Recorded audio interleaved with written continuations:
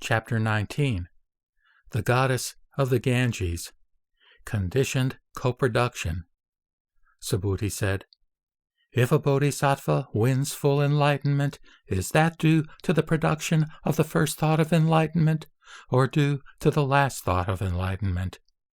Those two acts of thought can nowhere be synthesized, and therefore they cannot cooperate in producing a result. How can an accumulation of a bodhisattva's wholesome roots take place?" The Lord said, "What do you think, Subhuti? Is the wick of a burning oil lamp burned up by the first incidence of the flame, or by the last incidence of the flame?" Subhuti said, "Not so, O Lord. It is not burned up by the first incidence of the flame, nor independent of it, and it is also not burned up by the incidence of the last flame, nor independent of it." The Lord said, "Has then this wick been definitively burned up?" Subhuti said, "Yes, Lord."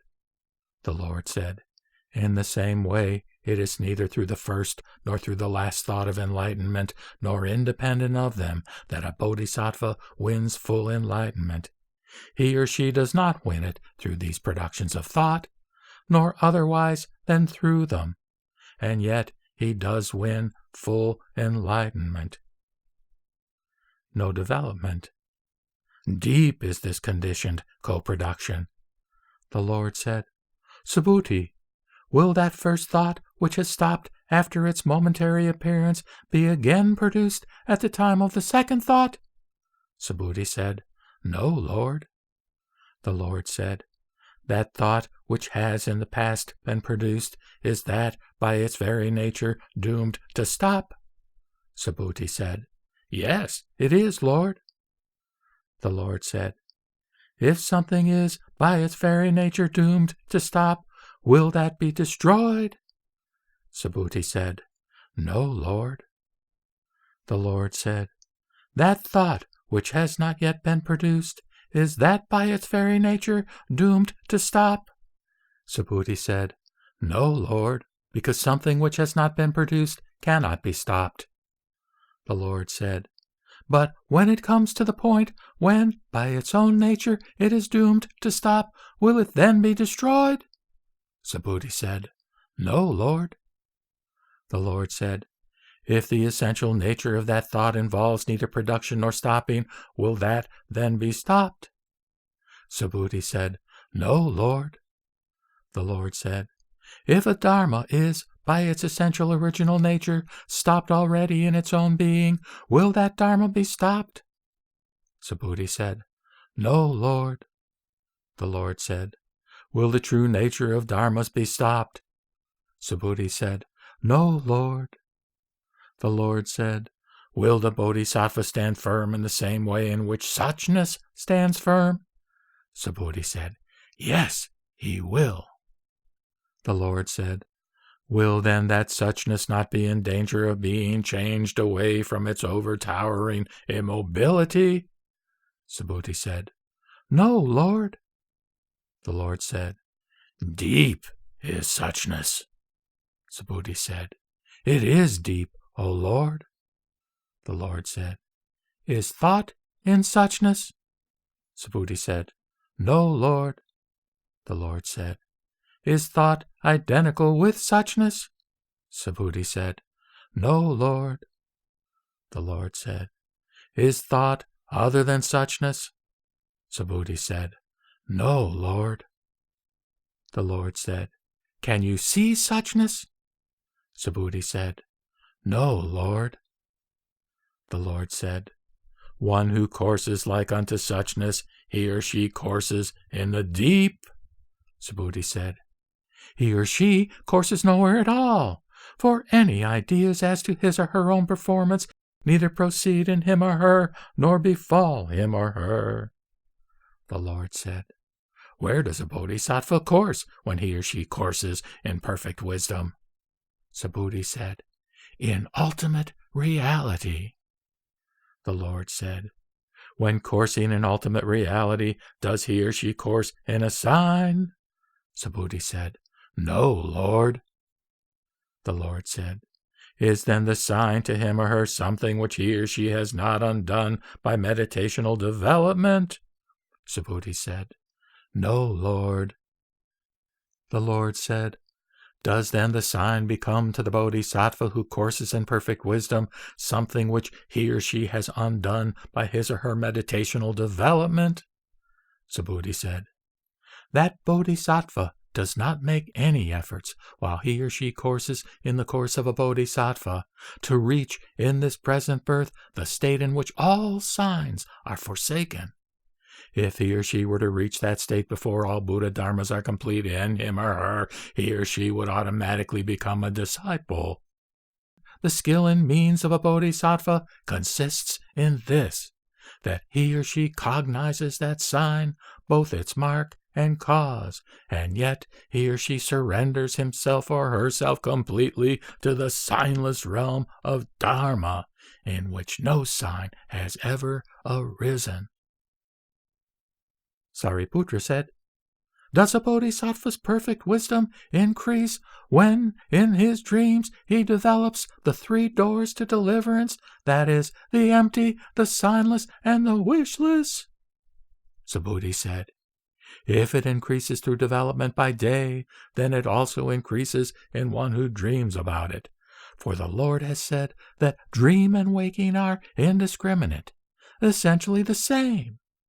If a bodhisattva who has received perfect wisdom, day by day courses in perfect wisdom, then he or she also, in his or her dreams, remains quite close to perfect wisdom, and develops it even then in abundance. Sariputra said, If someone in his dreams does a deed, wholesome or unwholesome, will that be added on to the heap or collection of his karma? Subhuti said, Insofar as the Lord has taught that ultimately all dharmas are like a dream, insofar, that is, from the standpoint of ultimate reality, that deed will not be added to his heap or collection of karma. But on the other hand, from the standpoint of empirical reality, that deed will be added to the heap and collection of his karma, if, after the manner woman has woken up, he or she thinks the dream over, and consciously forms the notion that he or she wants to kill someone. How does he do that? During his dream, he or she may have taken life, and after he or she has woken up, he or she thinks it over like this. It is good that he was killed. It is right that he was killed. It was just that he was killed. It was I who killed him. Such thoughts are equivalent to the conscious notion that he or she wants to kill someone. No objective supports and no own being. Sariputra said, If, as a result of such conscious reflections, the deed of that man is added to his collection of karma, then the deed of the Buddha, the Lord, when he, thinking to himself, consciously forms the notion that he wants to enter extinction, will also be added to the Buddha's heap and collection of karma? Subhuti said, No, indeed not, Sariputra. For the Tathagata is one who has forsaken all reflections and discriminations. Space on its own cannot raise a deed or a thought without the help of an objective support. A deed can arise only with objective support, not without one. A thought can arise only with an objective support, not without one. Intellectual acts must refer to dharmas which are seen, heard, felt, or known. In respect of some objects, intellectual acts take defilement upon themselves. In respect of others, purification. Acts of will and deeds can therefore arise only with objective support and not without. Sariputra asked, Since the Lord has described all objective supports as isolated without an inherent relation to a subject, how can an act of will arise only with objective support and not without? Subhuti said, An act of will is raised only with an objective support and not without, in the sense that one treats an actually non-existent objective support as a sign, as an objective support. In fact, also the act of will is isolated, and also the sign. And so are karma formations, which are conditioned by ignorance. And so all the links of conditioned co-production up to decay and death conditioned by birth. Even so, objective supports are isolated. The act of will is isolated from the sign which seems to cause it, and it arises only in reference to the conventional expressions current in the world. Sariputra asked, if in his dreams a bodhisattva gives a gift and dedicates it to full enlightenment, can that gift be called effectively dedicated? Subhuti said, we are face to face with Maitreya, the bodhisattva, the great being. The Tathagata has predicted his supreme enlightenment. He is a direct eyewitness of this matter. He will dispose of this matter. Sariputra said, Subhuti, the elder, has said, there is Maitreya, the bodhisattva, the great being. He will dispose of this matter. Dispose of this matter, Venerable Ajita? Maitreya said, with reference to what the Venerable Subhuti has said, what corresponds to those words, Maitreya, and he will dispose of this matter? Will my form reply, or will my feeling, perception, impulses, or consciousness? Will my outward appearance reply, or my shape? Or will the emptiness of form reply, or the emptiness of feeling, perception, impulses, or consciousness? Obviously, the emptiness of form, etc., does not have the capacity to reply, nor do I see any dharma which could reply, or which should reply, or by which one could reply, or any dharma which has been predicted to the supreme enlightenment. Sariputra said, Maitreya, have you then perhaps really witnessed those dharmas in the way in which you teach? Maitreya said, I have not. Even I do not know those dharmas, do not apprehend, do not see them, in the way in which my words express and my thoughts reflect on them. But certainly the body could not touch them, speech could not express them, mind could not consider them. That is the own being of all dharmas, because they are without any own being. Sariputra thought, deeply wise, indeed, is this Bodhisattva Maitreya, the great being. How he expounds the perfection of wisdom in which he has coursed for such a long time. The Lord said, why did that thought occur to you? Can you, Sariputra, see that Dharma endowed with which you have been made into an Arhat? Sariputra said, no, Lord. The Lord said, in the same way, it does not occur to a bodhisattva who courses in perfection of wisdom that, quote, this dharma has been predestined to full enlightenment. That dharma will be predestined. That dharma is being predestined. That dharma will know full enlightenment, close quote. When he courses in such a way, then he courses in perfect wisdom. 5 places which inspire fear. While he or she courses thus, he or she is not afraid. He or she is impregnated with the strength that he or she has gained in his or her coursings in the baseless, and that enables him or her to persist in his or her endeavors and to think, it is not the case that I shall not be fully enlightened. If he or she courses thus, then he or she courses in perfect wisdom. Moreover, a bodhisattva is not afraid when he gets into a wilderness infested with wild beasts, for it is his duty to renounce everything for the sake of all beings.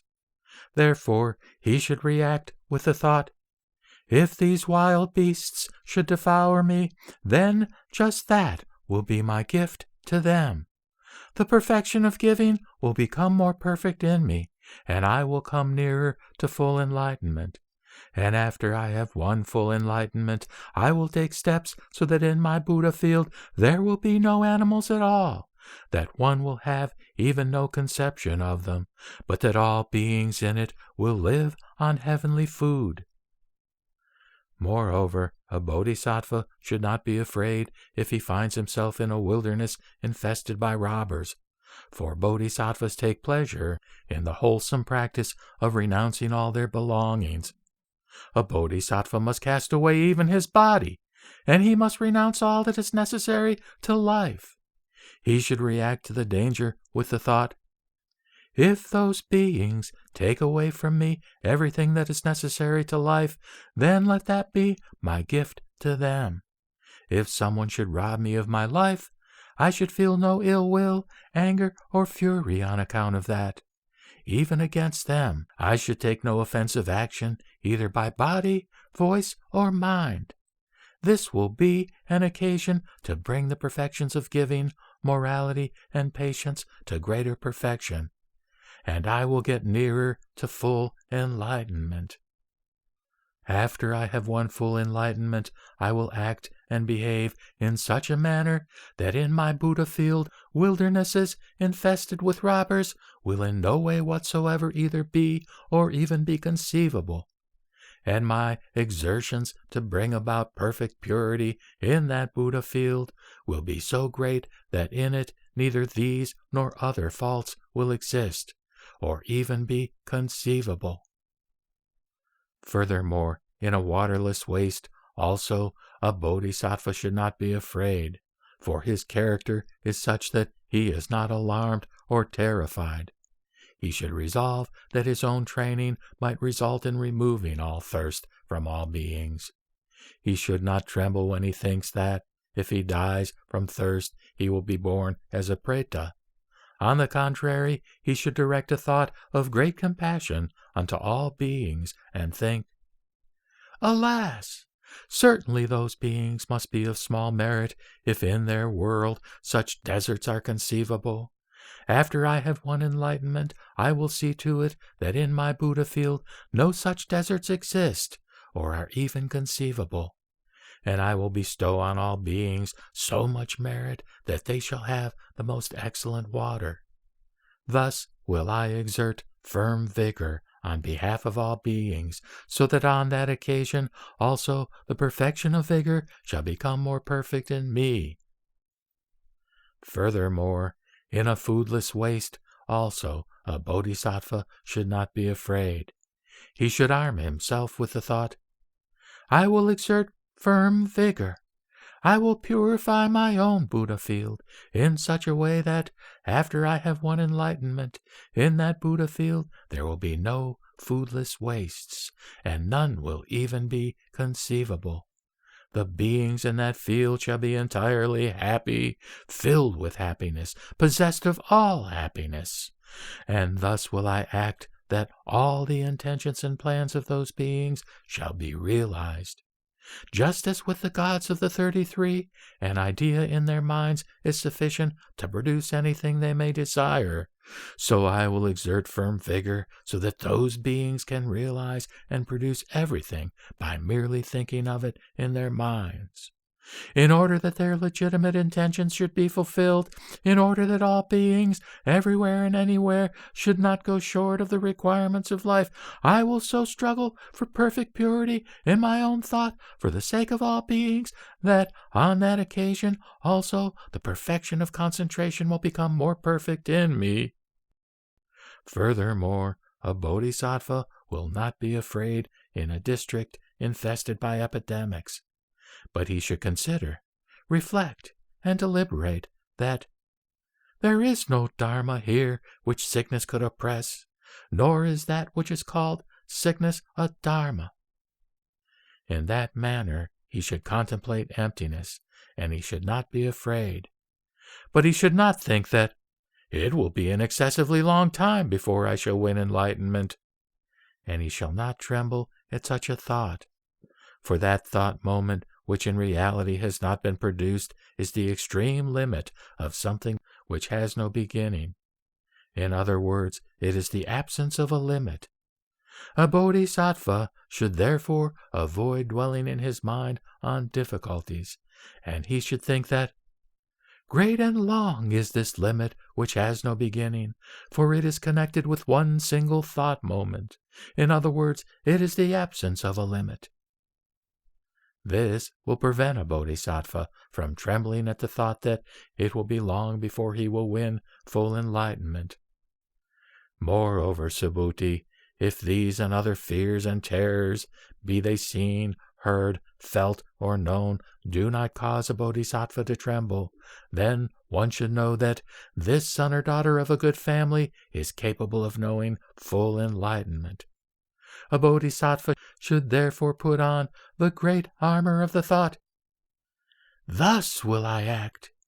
Thus will I exert firm vigor, that, after I have won full enlightenment, all beings in my Buddha field shall not suffer from sickness, and shall not even know what it is. I will act in such a way that I shall preach what the Tathagatas have taught, and that I will do what I have preached. And I will so master the perfection of wisdom for the sake of all beings, that on that occasion also the perfection of wisdom will in me come to fulfillment." Prediction of the goddess of the Ganges. Thereupon a certain woman came to that assembly, and sat down in it. She rose from her seat, put her upper robe over one shoulder, saluted the Lord with folded hands, and said, "I, O Lord, when placed in those positions, will not be afraid, and without fear I shall demonstrate Dharma to all beings." Thereupon the Lord at that time smiled a golden smile. Its luster irradiated endless and boundless world systems. It rose up to the Brahma world, returned from there, circulated 3 times round the Lord, and disappeared again in the head of the Lord. When she saw that smile, that woman seized golden flowers and scattered them over the Lord. Without being fixed anywhere, they remained suspended in the air. Ananda said, "What is the reason, O Lord, of this smile? It is not without reason that the Tathagatas manifest a smile."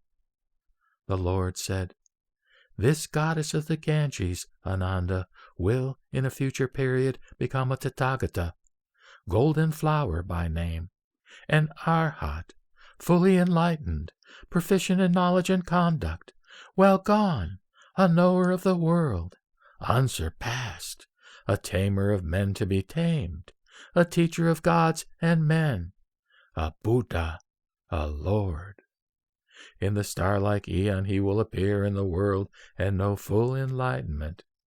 When she has deceased here, she will cease to be a woman. She will become a man.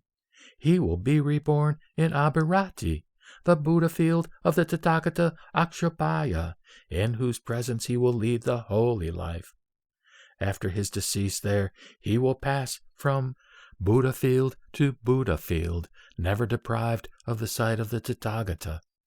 He will go on passing from Buddha field to Buddha field, from here to there, always choosing those in which he is not without the Buddhas, the Lords.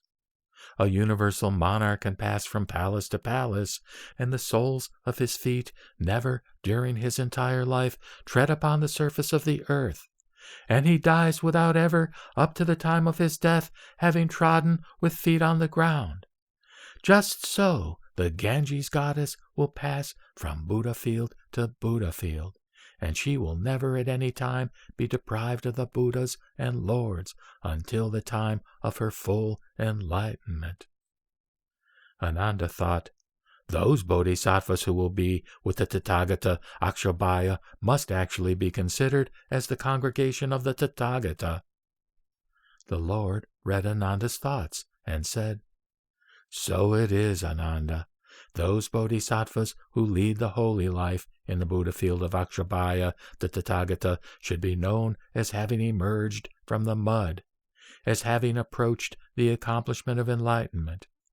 In addition, Ananda, the community of the disciples of the Tathagata Golden Flower will not be bound by any measure, for his disciples will be so many that there will be no measure to them.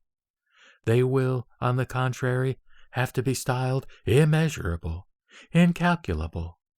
In addition, Ananda, at that time, on that occasion, there will be in that Buddha field no wildernesses infested with wild beasts, or with robbers, and no waterless wastes, and no districts infested by epidemics, and no foodless wastes. All these and all other disagreeable places will, in that Buddha field, in no way whatsoever either be or be conceived. It is quite certain that, after the Tathagata golden flower has known full enlightenment, all these kinds of places which inspire fear and terror will then no longer exist or be even conceivable. Ananda asked, who was the Tathagata in whose presence this goddess of the Ganges had planted the wholesome root of the first thought of enlightenment and turned it over to supreme enlightenment? The Lord said, that was under the Tathagata Dipankara, and she actually scattered golden flowers over the Tathagata when she requested of him the prediction to the supreme enlightenment. It was when I strewed the 5 lotus flowers over Dipankara, the Tathagata, and I acquired the patient acceptance of dharmas which failed to be produced. And then Dipankara predicted my future enlightenment with the words, you, young man, will in a future period become a Tathagata Shakyamuni by name. Thereupon, when she had heard my prediction, that goddess produced a thought to the effect that, oh, certainly, like that young man, I also would like to be predicted to full enlightenment. And in that way, Ananda, in the presence of the Tathagata Dipankara, that goddess planted the wholesome root of the first thought of enlightenment, and turned it over to full enlightenment. Ananda said, certainly, as one who has made the necessary preparations, as one who has made the grade, has this goddess of the Ganges been predicted to full enlightenment. The Lord said, so it is, Ananda, as you say.